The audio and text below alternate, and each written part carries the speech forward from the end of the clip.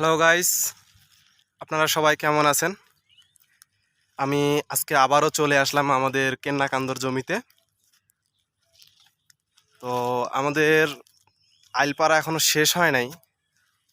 আমি একাই একজনেই আইল পাড়তেছি।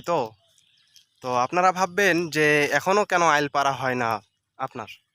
মূলত তো সবারের ধান রোপণ করা অলরেডি শেষের দিকে আর কি। তো অলরেডি সবাই গাড়ে শেষ করছে।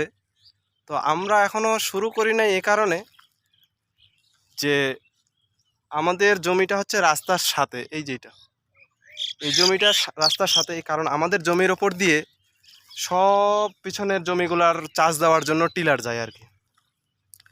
তো ওদেরকে তো একটু সুযোগ সুবিধা দিতে হবে, যেহেতু আমাদের জমি সামনে।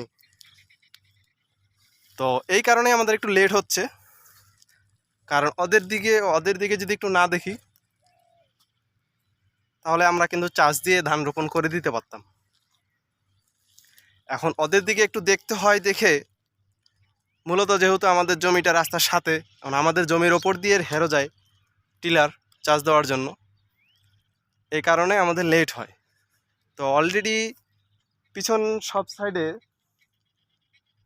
সাইডে ধান রোপণ করা হয়ে গেছে, কাদো দেওয়া হয়ে গেছে। এই কারণে আমি আরও আস্তে আস্তে কোদাল পাড়তেছি। তো আজকে কোদাল পারলে আমার শেষ হবে আর কি, কোদাল পাড়া সমাপ্তি করব। এখনও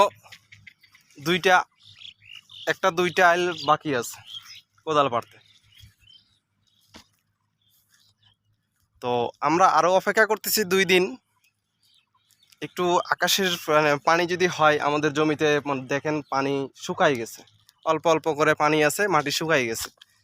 তো আকাশের পানিতে যদি 2-1 দিনে পানি হয় তাহলে তো ভালো। আর দেখা যাচ্ছে পানি না হলে আমরা মোটর দিয়ে সেচ দিব আর কি, সেচ দিয়ে কাদো দিব, কাদো দিয়ে ধান রোপণ করব। ঠিক আছে, এই হচ্ছে আজকের আমার ভিডিও।